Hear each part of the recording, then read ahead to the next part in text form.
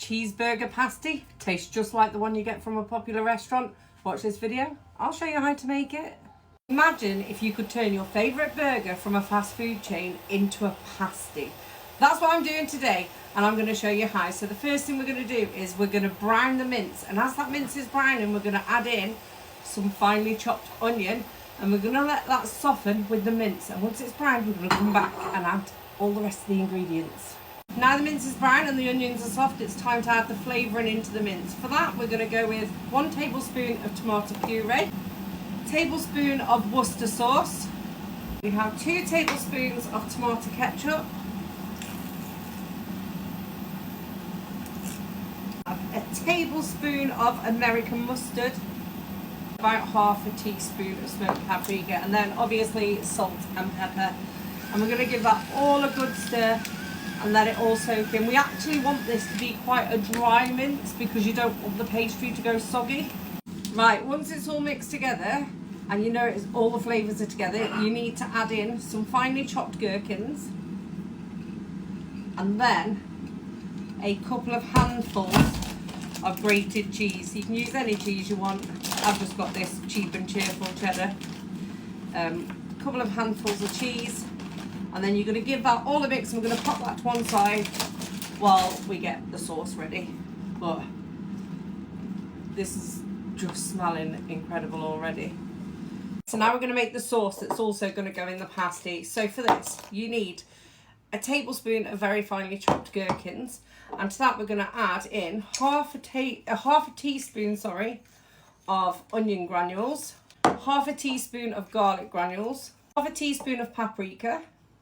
We're going to have 4 tablespoons of mayo, 1 teaspoon of ketchup, 1 teaspoon of American mustard, and then we're going to finish off with a splash of the pickle juice. Just a little bit of that pickle juice. And then we're going to give that a good stir. And that's going to be the sauce for the pasty. Okay, we're going to start putting this thing together. We've got some ready rolled puff pastry. I don't ever make my own pastry. It's too much time and effort. And the bottom layer, we're just going to put some fork pricks in it. This stops it over rising. We don't want that bottom layer to puff up as much as we want the top layer to puff up. So we're just going to prick it to stop that happening. We want an edge around it. My pan's worked out quite nice because it's got a nice edge around it. So if you don't have a pan, you can just do a score around the edges just to make it so that you don't overfill it. And then we're going to get some of this sauce that we made. Right, so we're going to spread that sauce over the base so that every part of it has the sauce. The layer of sauce is done. Now it's time for the mince. And we're just going to put it in and press it down. You can see the cheese is all stringy already. It is going to be incredible, this. I'm very excited. I'm serving it with some chips. So it'd be like having burger and chips, but it's burger pasty and chips. And we're just going to press that mince in to the pastry, till it's all in and pressed down. That's just a little sprinkling of cheese on the top, and then we're going to top it with another sheet of ready rolled puff pastry before we crimp the edges. I'm so excited by this. If this works out, I'll be making it all the time.